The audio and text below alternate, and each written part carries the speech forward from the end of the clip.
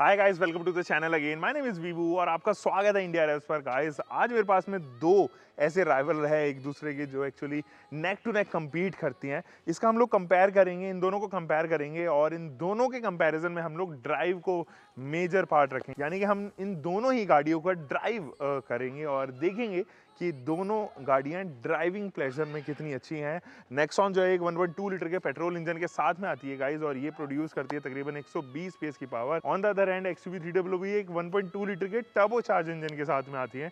दोनों के पास में टर्बो चार्जर हैं और पावर फिगर्स दोनों के अच्छे हैं। ये ज़्यादा टॉकी है, ज़्यादा टॉक डिलीवरी आपको देगी यहाँ पे और काफ़ी अच्छा जो है वो आउटपुट आपको यहाँ पे निकाल के देती है। इसका डीजल इंजन भी काफ़ी पंची है और यहाँ पर भी जो है वो डीजल इंजन काफ़ी अच्छा माना जाता है टाटा नेक्सॉन का। तो चलिए स्टार्ट करते हैं और सबसे पहले लेके चलते हैं टाटा नेक्सॉन और जानते हैं कि टाटा नेक्सॉन की ड्राइव एक्चुअली कैसी है।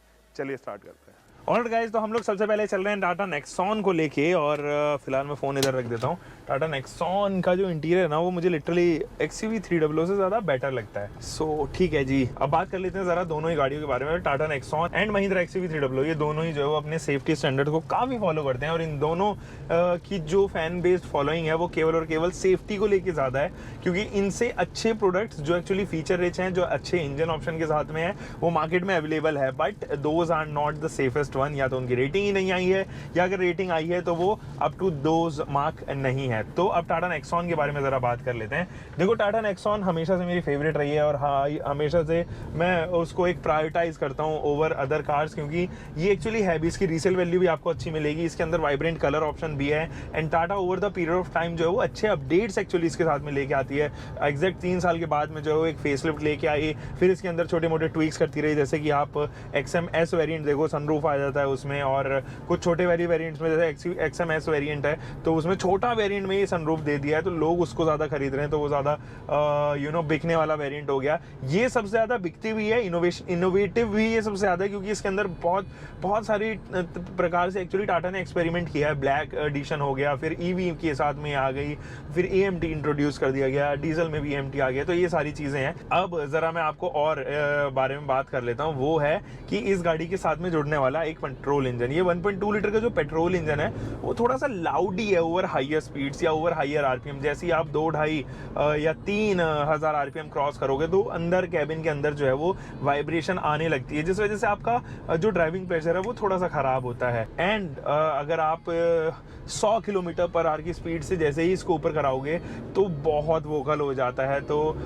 वो भी है। इंसुलेशन अच्छी की गई है, बट इंसुलेशन करने के बावजूद भी वोकल नॉइज जरूर जो है वो इसके अंदर इंट्रोड्यूस रहती है। एक छोटा इंजन है, ऑब्वियसली 3 सिलेंडर इंजन है, तो कहीं ना कहीं वो सारी चीज़ें इसके साथ में जुड़ी हुई ज़रूर है। अब ज़रा सा बात कर लेता हूँ और ड्राइविंग के बारे में। देखो, मेरे पैर जो है वो बिल्कुल भी स्ट्राइक नहीं हो रहे, तो बिल्कुल फ्री है। मेरे स्पेस काफ़ी अच्छे से मेंटेन की है नेक्सॉन के ड्राइवर सीट पे, और ABC पेडल्स में भी डिस्टेंसेस काफ़ी ज़्यादा है, तो पैर कंफ्यूज नहीं होते, एक दूसरे के ऊपर ओवरलैप एक्चुअली नहीं करते हैं। व्यू भी काफ़ी अच्छा है, मुझे अच्छे से बोनेट दिखाई दे रहा है। A पिलर भी जो है वो छोटा ही रखा गया है, पतला रखा गया है। ORVM का डिज़ाइन अच्छा है, वो कंपैरेटिवली ठीक है डिज़ाइन। मतलब डिज़ाइन क्या, अगर मैं कर्व सरफेस एरिया की बात करूं तो वो भी जो है वो काफ़ी है। ORVM के कंट्रोल्स इधर ही दिए गए हैं। अर्गोनॉमिक्स की अगर मैं बात करूं तो सारी चीज़ें मेरे हाथ के आसपास ही जो है वो दी गई है। एक इसके साथ में प्रो ये जुड़ा हुआ है कि कंपैरेटिव XUV300 में इसमें जो है वो पीछे के AC वेंट्स आपको यहाँ पर ज़रूर ऑफर होते हुए नज़र आते हैं।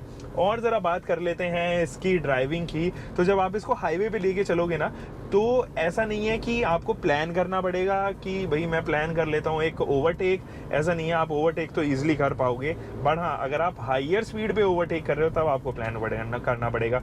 130-140 के आसपास अगर आप प्लान कर रहे हो कि मेरे को एक ओवरटेक करना है, तो वहाँ पर ज़रूर आपको पहले सोचना पड़ेगा, लोअर शिफ्ट करने पड़ेंगे। अच्छा, इसमें जो है वो गियर शिफ्ट भी जो है वो ज़्यादा हैं। 6 गियर के साथ में ये गाड़ी आती है। कंपैरेटिव जब हम बात करें इस सेगमेंट में आने वाली जितनी भी गाड़ियाँ हैं वो मोस्ट लाइकली 5 गियर ऑप्शन के साथ में आती हैं। पेट्रोल की मैं बात कर रहा हूँ, पेट्रोल के साथ में 5 काफ़ी होते हैं। 6 मुझे इसलिए लग रहा है कि टाटा ने यहाँ पे दिए, क्योंकि ये उतनी ज़्यादा एनर्जी चर्न आउट एक्चुअली कर नहीं पाती, जिससे एक अच्छा पिक गाड़ी को मिल सके। तो ज़्यादा गियर रेशियोज होने की वजह से एनर्जेटिक फील करवाता है engine.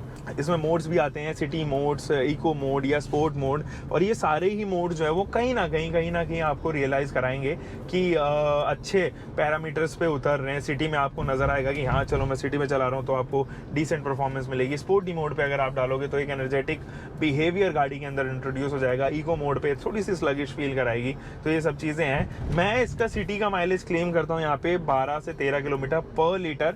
On the other and जब XUV 300 की बात आती है तो वो थोड़ा सा कम फ्यूल एफिशिएंट है। वो आपको तकरीबन 10 से 11 का माइलेज यहाँ पे देंगे। 10 मैं एक्चुअली रफली निकाल पाया हूँ उससे, जब मैंने ब्रिम टू ब्रिम इसका या फिर टैंक टू टैंक जो है वो यहाँ पे इसका टेस्ट किया था। तो उस लिहाज से जो ज़रूर है XUV 300 थोड़ा आपको स्लगिश, आपको माइलेज के मामले में थोड़ा सा ऐसा फील करवाएगी।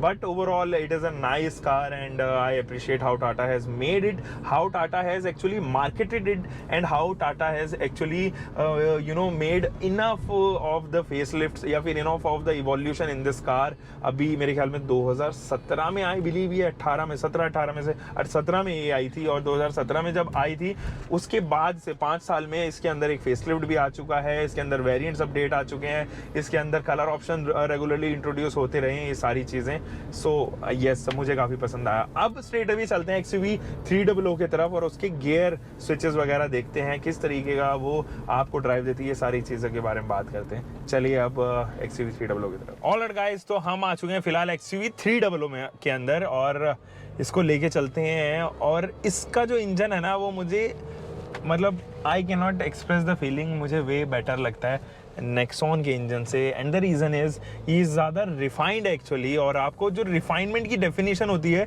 वो कहीं ना कहीं इस इंजन से ज़्यादा प्रॉपरली फुलफिल होती हुई नजर आएगी कंपैरेटिव नेक्सॉन के 1.2 इंजन से। नेक्सॉन के 1.2 इंजन में जो है ना वो हार्शनेस थोड़ा ज़्यादा है, vibration over the period of time vocal हो जाता है ओवर हायर RPM। हालांकि XUV 300 का भी वोकल होता है, बट आपको रियलाइज होगा कि एक वोकल होने को भी आप दो तरीके से कैटेगराइज कर सकते हैं। एक रिफाइनमेंट के लेवल पे वोकल होना, जब आप बिल्कुल ही हाईली रेव कर रहे हो गाड़ी को, 4000-5000 RPM पे चला रहे हो गाड़ी को, तब एक वो वोकल होना। और एक इस तरीके से वोकल होना कि उसके अंदर हार्शनेस की कमी है, वाइब्रेशन है गाड़ी में, ये सारी चीज़ें आपको दिखाई देंगी over the period of time. XUV 300 में ये सब चीज़ें नहीं है। इसका इंजन मक्खन है यार, सुपर्ब है, चुम्मेश्वरी परफॉर्मेंस देते हैं। ज़्यादा टॉक होने की वजह से जो है वो आपको रियलाइज़ होगा कि एक्चुअली में ये ज़्यादा बेटर इंजन ऑप्शन है। अब AMT में मैं नहीं कह सकता क्योंकि मैंने दोनों की AMT चलाए हैं और दोनों को एक साथ नहीं चलाया, मतलब काफ़ी टाइम हो चुका है। मेरे ख्याल में लास्ट AMT मैंने नेक्सॉन चलाई होगी तकरीबन 9-10 महीने पहले, और इसका भी मुझे याद नहीं आ रहा कि मैंने कब चलाया था लास्ट। तो दोनों को कंपेयर करना भी मेरे लिए थोड़ा सा डिफिकल्ट होगा and it's better not to give any comment on that thing जो जिसके बारे में आपको अभी नॉलेज ना हो। अब गाइस ज़रा बात कर लेते हैं इसकी व्यू की। अब देखो, जब आप इसका व्यू देखोगे और कंपेयर करोगे उसको नेक्सॉन के व्यू से, तो आपको ये चीज़ रियलाइज़ होगी कि इसका जो व्यू है ना वो ज़्यादा बेटर है कंपेरेटिव नेक्सॉन के व्यू से। एंड द रीज़न इज़ आपको बोनट कंप्लीटली विजिबल नज़र आता है। ये जो बोनट है वो आपको दिखाई देता है एक्चुअली, और नेक्सॉन में ये थोड़ा छोटा दिखाई देता है। पीछे का व्यू भी मुझे ज़्यादा बेटर लगा नेक्सॉन के कंपैरिजन। IRVM जो है वो ऑटोमेटिक दिया गया है इसमें, और वो धीरे धीरे करके रात जैसे जैसे होगी वो उसी हिसाब से जो है वो अपने आप को ढाल लेता है। पीछे का व्यू भी काफ़ी बड़ा है क्योंकि इसके अंदर IRVM के अंदर तो वो फिट हो रहा है, उसके बावजूद भी 1-1, 1.5 इंच का जो ऊपर नीचे और साइड का गैप है ना वो भी यहाँ पे दिखाई दे रहा है। ORVM भी जो है वो इसका कंपैरेटिवली टाटा नेक्सॉन से ज़्यादा बड़ा है। तो व्यू के मामले में फुल मार्क्स। अब मुझे क्या पसंद नहीं आया टाटा नेक्सॉन के हिसाब से, वो है इसका स्टीयरिंग फीडबैक। इसका स्टीयरिंग फीडबैक जो है वो इसके अंदर प्ले तो नहीं है, बट वो थोड़ा सा हार्ड है, और ओवर हाईयर स्पीड वो थोड़ा सा और हार्ड होता चला जाता है। तो थोड़ा सा रियलाइज़ होता है। सिटी में वो कंपैरेटिवली फिर भी ठीक है, परफॉर्मेंस की ठीक है, लेकिन नेक्सॉन का जो स्टीयरिंग का फीडबैक है वो मुझे ज़्यादा बेटर लगा कंपैरेटिवली। और ABC पैडल्स के बीच में जो है वो डिस्टेंसेस काफ़ी हैं। इनफैक्ट जो आपके लेग वगैरह हैं वो ज़्यादा ऐसा कुछ टच नहीं होते, आप रेस्ट भी कर सकते हो, इतना गैप वो यहाँ पर दिया गया है। ABC पैडल में डिस्टेंस होने की वजह से ओवरलैप नहीं करते हैं, और आपको डेड पैडल के नाम पर कुछ भी एक्चुअली नहीं दिया गया, बहुत ही छोटा सा स्पेस दिया गया है। तो डेड पैडल एक्चुअली इधर ऑफर नहीं की गई है। इसके गियर्स जो है वो छोटे हैं और ज़्यादा क्विक हैं, आप इजीली जो है वो उनके अंदर प्ले नहीं है, इजीली जो है वो उनको लगा सकते हो कंपैरेटिव नेक्सॉन के। नेक्सॉन में ज़्यादा हैं और उस वजह से कन्फ्यूजन काफ़ी सारी पैदा हो जाती है, क्योंकि अक्सर पेट्रोल में हम लोगों ने 5 ही गियर देखे हैं। यहाँ पर भी जो है मज़े की बात ये है कि 5 की जगह 6 गियर ऑप्शन दिए गए हैं, बट ये सारी बातें अलग, बट मुझे ये रियलाइज़ होता है कि XUV 300 में 6 गियर्स की एक्चुअली में ज़रूरत नहीं है। अगर वो 5 भी दे दे तो भी यहाँ पर सफिशेंट इनफ था। और ये इंजन मुझे हालांकि माइलेज के मामले में थोड़ा सा परेशान करता है। मैंने जब इसका माइलेज टेस्ट किया था तो 10 का माइलेज मात्र निकल के आ रहा था फॉर अ कॉम्पैक्ट SUV जो जिसकी डिमांड एक्चुअली ज़्यादा है। थोड़े से डिससेटिस्फाइड हैं लोग, और तो उस हिसाब से 10 थोड़ा सा कम माइलेज है, जहाँ पर नेक्सॉन आपको ज़्यादा फेवर करेगी। और इसकी सेल्स भी जो है वो नेक्सॉन से तकरीबन 1/3 है। लोग इसको ज़्यादा अच्छी बिल्ड क्वालिटी के लिए, अच्छी हैंडलिंग के लिए ज़्यादा प्रेफर करते हैं। इसमें अच्छे इंचेस आते हैं, इनफैक्ट ये सेव भी ज़्यादा है नेक्सॉन से, ऑन पेपर्स भी एंड ऑफ पेपर्स भी, क्योंकि ज़्यादा फीचर्स ऑफर करती है ये। Active and passive safety features के मामले में बहुत सारे ऐसे सेफ्टी फीचर्स हैं जो एक्चुअली में इसके अंदर दिए गए हैं। उनमें से एक सेफ्टी फीचर मुझे अच्छा लगता है, फ्रंट के जो पार्किंग सेंसर्स हैं वो आपको ऐसी जगहों से निकालने में काफ़ी हेल्प करते हैं जब आपको ये लगता है कि हाँ यार अब जो है वो गाड़ी मुझे पता नहीं देख के चलानी पड़ेगी, मैं उतर के एक बार देख लेता हूँ। तो उस लिहाज से वो उस पॉइंट ऑफ टाइम पर ये जो है वो काफ़ी अच्छा आपको परफॉर्मेंस देगी, मतलब कि आपको निकाल लेके जाएगी। और फ्रंट की पार्किंग सेंसर्स कमाल करते हैं। दोनों के ही जो रिवर्स के कैमरा हैं वो कुछ खास नहीं है, एवरेज ही है।